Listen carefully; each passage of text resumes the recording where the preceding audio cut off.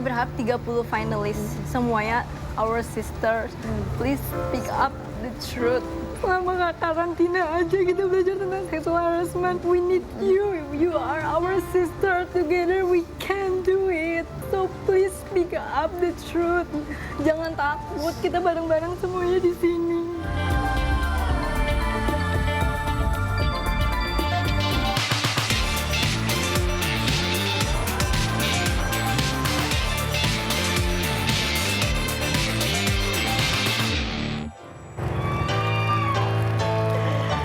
Assalamualaikum, selamat siang semuanya, selamat berakhir pekan. Hari ini saya Kak Ros kembali ditemani oleh Daniel. Mana aja sih Daniel kamu ya?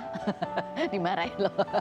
Tenang. Tapi kita tetap semangat ya. Apapun yang terjadi, kita akan bersama-sama untuk rubrik No Secret.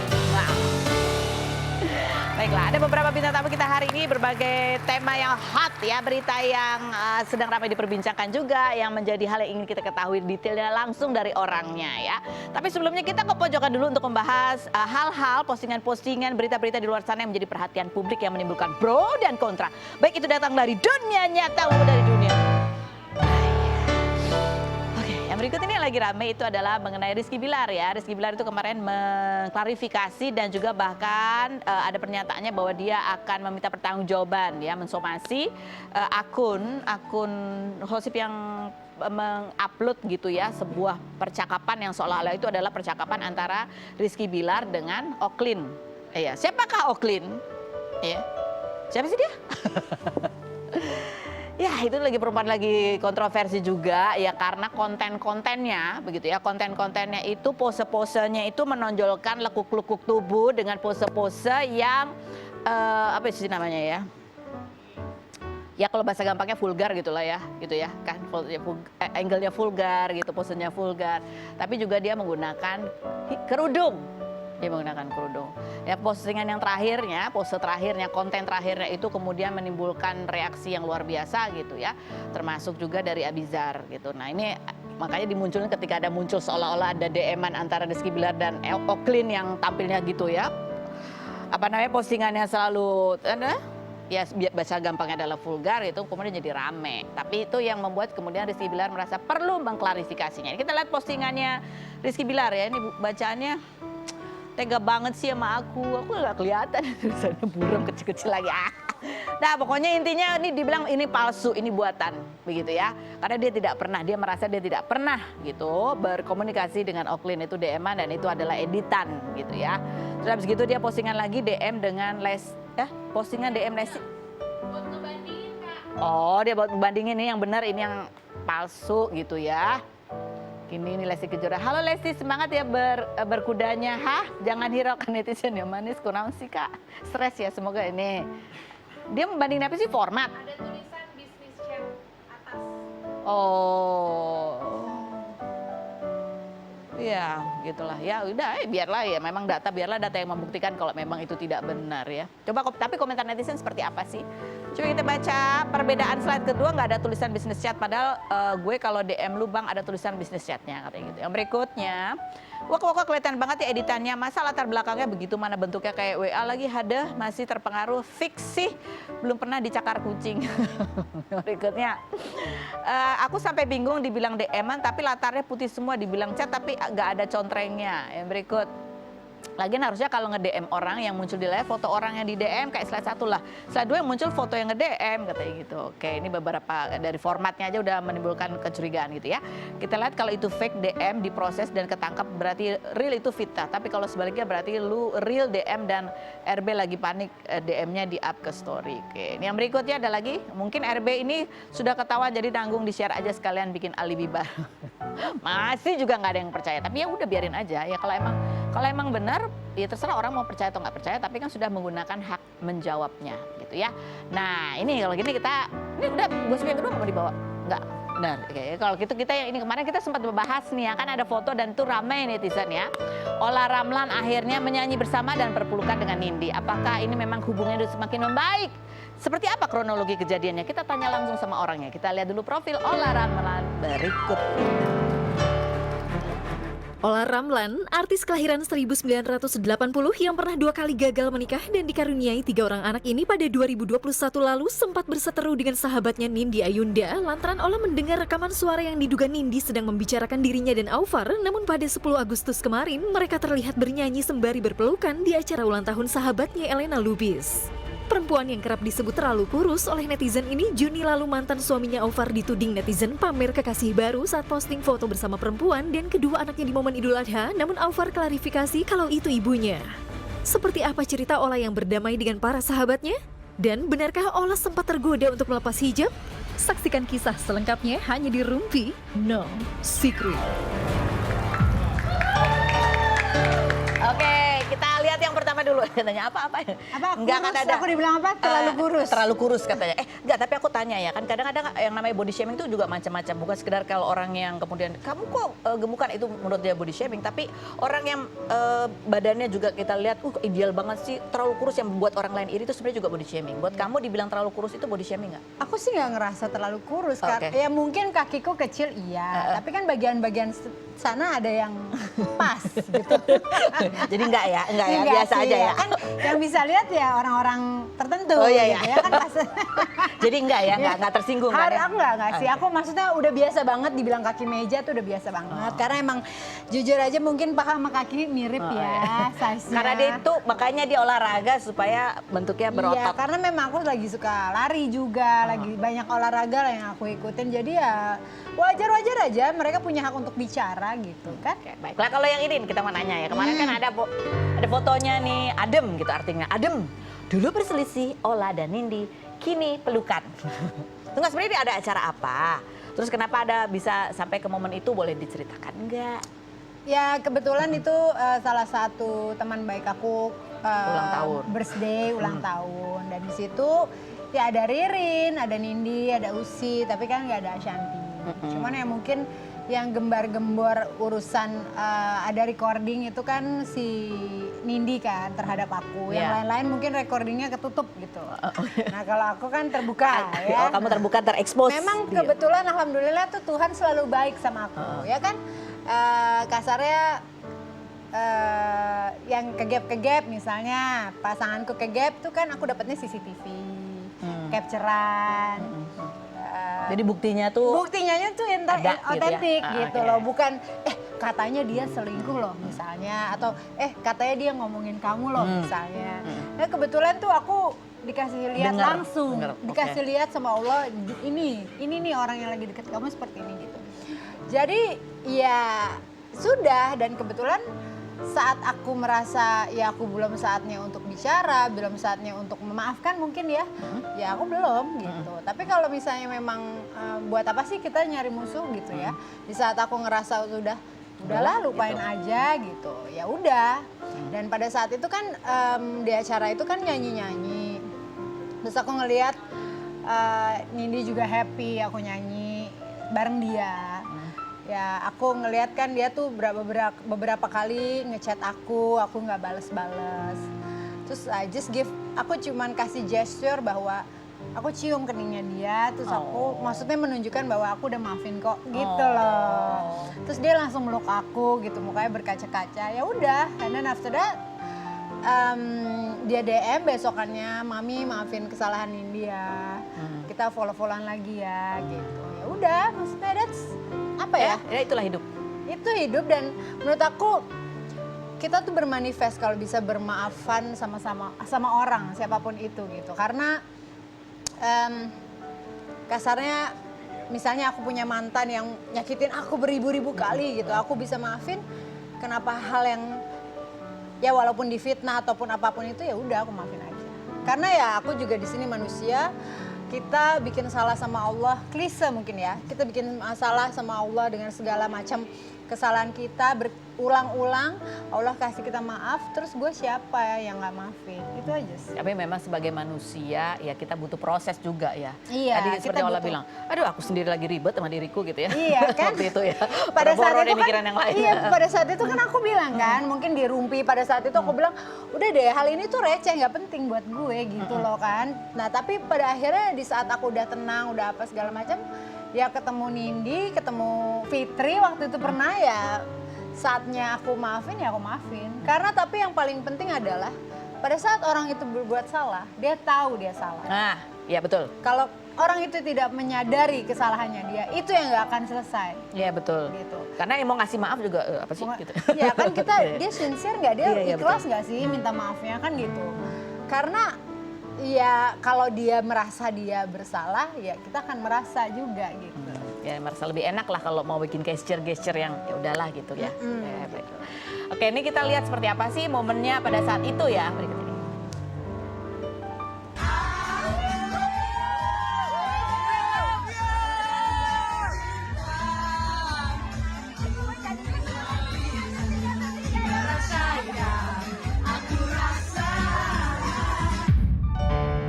Baik. Coba kita baca rumpian netizen ya, komentar netizen bunyinya adalah gini, ya baguslah akhirnya mereka kembali berteman secara baik. Tidak ada lagi di antara mereka, tidak ada lagi orang yang mengadu domba orang katanya gitu. Yang berikut, mungkin pada mikir kali ya, hidup sementara masih mau musuhan gitu. Ada lagi, emang cuma waktu yang menyembuhkan. Yang berikut, sampai lupa, dulu kenapa ya? 2 tahun soalnya. 2 tahun. 2 tahun ya? 2 tahun. Makanya orang juga pada lupa. Itu apa ya gitu ya? Ada chatnya masih. Mau dibuka? Enggak. Tapi ya oke, ini kan gesture bahwa ya udahlah gitu ya kan. Untuk itu kan sebenarnya di hati masing-masing juga menjadi lebih enteng. Kamu sendiri ngerasanya gimana setelah kamu memberikan gesture itu? Dulu kan kalau satu acara kan kadang-kadang aduh aku belum sanggup ntar aja deh males gitu kan. Sekarang gitu kamu hadapi. Bukan belum sanggup belum males sih, aku buang muka aja. Kayaknya satu Jakarta tahu judesnya gue. Tapi rasanya di kamu tuh gimana setelah kemarin itu? Ya maksudnya santai aja, maksudnya lega sih. Maksudnya udah nggak ada. Aku rasa dia pun pasti tidak ada ganjelan lagi nih, ada yang nggak nyaman. Aku juga seperti itu. Mau mengklarifikasi nggak? Maksudnya kok bisa sih kamu kepikiran seperti itu gitu? Karena kamu bisa mengatakan aku seperti itu tuh dari mana misalnya? Oh ya nanti kalau ketemu. Iya. Maksudnya kan belum Iya, pernah. Iya belum pernah kan? Nanti nonton di podcastnya Olahraga. Oke mantap. Gue langsung tanya orangnya. Ya aku pengen denger dia tahu dari mana sampai dia bisa yakin itu benar Iya. gitu kan? Seperti itu. Kamu pengen tahu ya juga itu ya? Ya sebenarnya pengen tahu enggak juga sih. Kadang-kadang ya udahlah gitu. Tapi pengen juga belaannya dia apa, bela dirinya apa, atau memang dia akan ngomong enggak emang aku salah. Kan ada yang begitu ya. Ada yang orang emang ngebela diri atau emang dia ngerasa salah ya udah aku nggak bisa bela diri, udah aku salah gitu. Ya aku nggak pakai alasan deh, aku juga nggak tahu. Mungkin itu emang aku lagi Aku ya, hilaf atau apa Ya, kan segala macam gitu. Ya kalau kamu nggak mau ya akulah nanti yang nanya. Nah ini ada video juga Ola di acara yang sama gitu ya, sama geng yang lain. Ini bikin apa sih? Bikin konten joget-joget gitu ya. Tapi kok Nindi nggak ada? Ada Nindi tapi Nindi belum datang kalau nggak salah. Oh. Acaranya sama. Oh ini kita klarifikasi. Coba kita lihat videonya kayak apa. Nindinya belum datang makanya nggak ada di konten ini. TikTok bikin TikTok kan Ya. itu.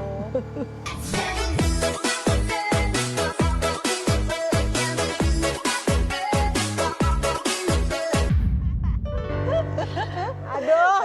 Ya kebetulan orang Nindinya belum datang ya kan. Iya gimana sih? Oke ini kalau orang julid gini sengaja ya. Belum datang kita enggak ya enggak gitu juga. Enggak. Itu Belum hanya untuk datang. membuat rusuh. Enggak, jadi udah ya kita doakan yang terbaik. Ini juga berlaku pada kehidupan kita semua Iya, sih. karena kita akan bermanifest kalau misalnya kita bisa memaafkan orang lain. Karena memaafkan itu menurut aku adalah sesuatu yang luar biasa. Memaafkan dengan ikhlas. Pada saat itu diri kita tenang dan insya Allah rezeki apapun itu akan berdatangan. Betul, amin, Kalau amin, menurut amin. aku ya. Iya, gitu. iya. Jadi buat apa kita mendendam? Misalnya aku mendendam sama bapaknya anak-anak, mendendam sama sahabat aku yang ini, yang nusuk aku dari belakang yang ini. Karena memang tidak ada orang yang sempurna. Betul. Kita pun pasti punya bikin kesalahan gitu. Iya, iya. Yang aku kan orangnya belak-belakan, aku ngomongnya apa adanya. Mungkin aku menyinggung perasaan orang, aku kan nggak tahu. Betul gitu. juga sih, betul juga. Betul kita yang mengontrol ini apa namanya? Refleksi diri itu penting. Hati kita mau nyimpen yang jelek-jelek, perasaan yang jelek atau ya udahlah gitu. Kita hadapin. Oke, berikut ya. Setuju nggak setuju ya? Oke. Setuju nggak setuju kalau ada masalah besar itu membuat salah. Apa sih? Susah dibacanya yang ini nih. Setuju nggak setuju tentang operasi plastik? Setuju aja kalau pada saatnya. Pada saatnya ya, kamu membayangkan apa? Ada kebayang nggak dulu kalau ada saatnya nanti aku akan gitu, ada nggak? Belum sih. Belum. Aku tuh Facelift. Belum tahu. Aku Belum tuh tahu. nggak, kalau muka tuh aku takut banget berubah gitu. Maksudnya Iya. aku aku waktu itu kan giginya Veneer. maksudnya giginya biasa aja gitu ya, agak kuning. Terus kemudian aku veneer gigi, terus pakai sempet kan yang gigi kelinci yang menjadi tren seluruh dunia. Iya kan?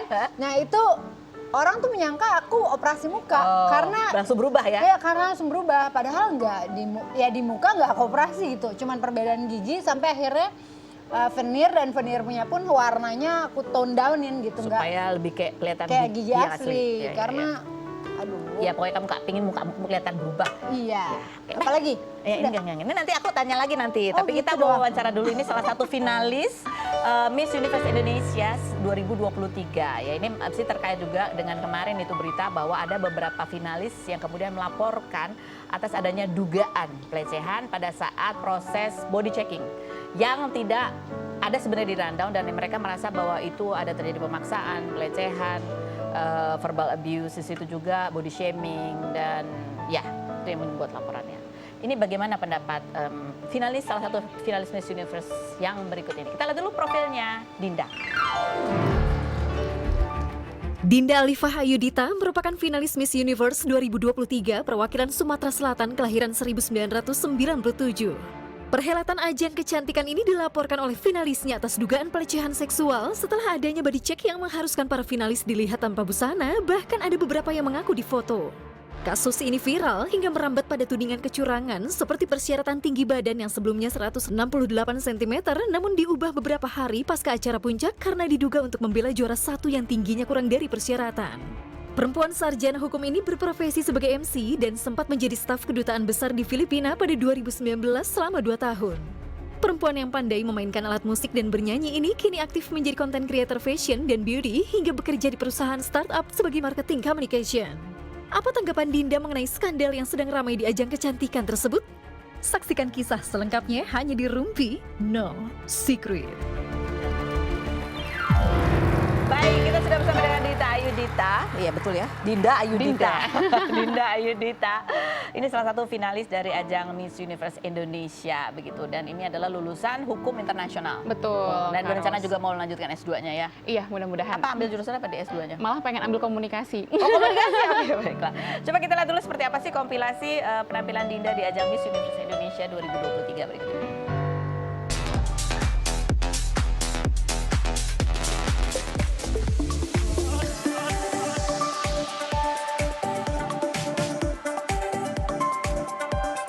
I proudly embark on a journey to revolutionize, to fight against the gender equality.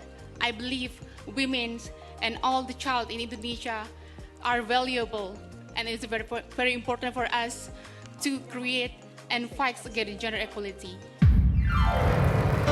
Salah satu misi kamu pada saat namanya mempresent dirimu adalah mempunyai visi untuk memperjuangkan hak-hak wanita untuk mencapai gender equality. Yes, begitu ya. betul, Itu memang visi misi kamu. Kan kamu sebelum ikut ajang Miss Universe Indonesia ini juga sebelumnya pernah ikut Putri Indonesia ya? Sempat, tapi di ya? bagian provinsinya aja. Oh, provinsinya Iya, aja. belum dapat rezeki untuk ke nasional. Nggak, tapi sesungguhnya apa sih yang membuat kamu gitu memutuskan untuk ikut ajang-ajang seperti ini? Iya, jadi sebenarnya Kak, aku ini adalah tipikal a boyish person gitu, anak tomboy banget, suka olahraga bareng cowok, terus juga anak band dulu zaman kuliah. Terus mama aku juga nge-encourage aku, deh coba deh ikutan ini deh gitu. Iseng-iseng buat ngelatih public speaking, terus juga keberanian adek gitu. Aku anak bungsu nih, keberanian adek biar bisa untuk tampil. ngomong. Iya, tampilnya bukan sembarang tampil, tapi tampil dengan persiapan yang emang kita udah mempersiapkan materi gitu. Jadi emang diawali waktu itu, aku kan besarnya di Palembang, Kak Ros. Jadi sempat ikut Bujang Gadis sama kayak Abang None Jakarta gitu. Jadi dari sana aku mulai kenal banyak orang, terus ternyata aku kayak mulai mendiscover, oh ternyata aku seneng nih ketemu banyak orang dan juga seneng untuk men-challenge diri aku sendiri. Gitu. Akhirnya aku coba untuk ke kancah nasional untuk mengikuti Putri Indonesia waktu ke provinsi aja, tapi belum dapat rezeki untuk ke nasional. Kemudian juga dapat mengikuti Miss Universe Indonesia dan akhirnya bisa ke nasional dan juga bertanding dengan seluruh teman-teman dan juga sahabat aku dari 30 provinsi. Jadi intinya kamu mengikuti ajang ini sebenarnya untuk juga bisa mendapatkan pengalaman supaya kamu secara personal juga bisa improve baik sisi kepercayaan diri, mendapatkan bekal-bekal public speaking yang lebih baik begitu ya, dan pengalaman-pengalaman yang bermanfaat juga Betul. tentunya untuk kamu ke depan gitu ya. Nah, oke, ini kalau kamu sendiri ini kan kamu akhirnya memilih untuk mengikuti ajang Miss Universe Indonesia. Seberapa apa yang kamu tahu sih tentang ajang ini sebetulnya sehingga kamu akhirnya memutuskan aku ikut deh ajang ini. Karena kan ada banyak sekali memang sebetulnya ajang-ajang yang sejenis gitu.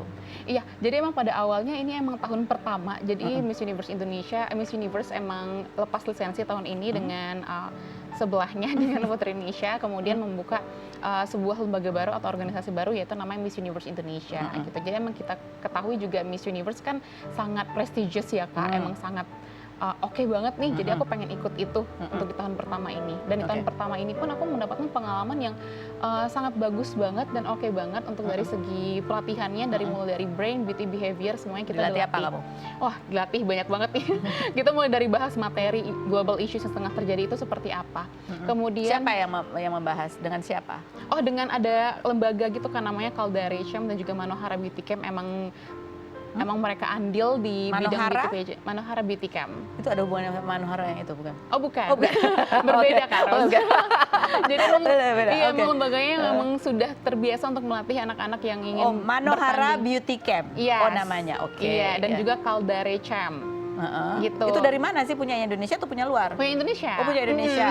Punya Indonesia, tapi emang yang founder-foundernya emang mereka sudah berpengalaman di bidang beauty pageant. Oh gitu. Jadi itu untuk membahas isu-isu gitu. Membahas isu-isu. Apa yang diajarin ke kamu? Apakah sekedar mengutarakan pendapat atau bagaimana cara mengutarakan pendapat? Bagaimana cara mengutarakan pendapat. Jadi untuk di beauty Oke. pageant kita juga untuk cara menjawab tuh ada 3 step nih Kak. Apa itu? Pembuka, isi, penutup atau power line. Oh, oke. Jadi Iya. public speaking lah intinya begitu Iya, ya. betul. Oke. Itu salah satunya. Oke. Nah, ini kan ada artikel kemarin yang masih melingkupi dengan perhelatan Miss Universe Indonesia itu tentang laporan adanya dugaan pelecehan gitu ya.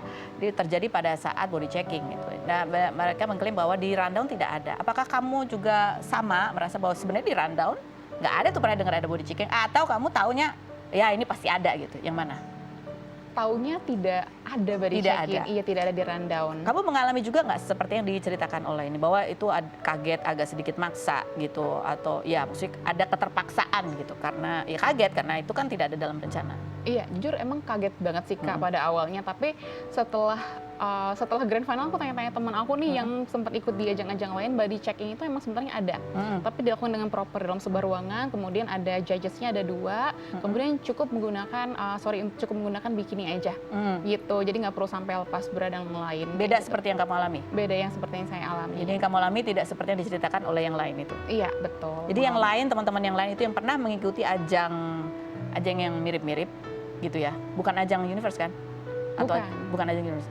Itu juga mengatakan bahwa sebenarnya ada juga itu. Iya, karena kan nanti ke depannya kita akan dilombakan internasional. Jadi untuk memastikan untuk swimsuit competition, oke nggak ya dia buat di ini, atau ada yang perlu ditutupin, atau ada yang perlu di-cover, gitu.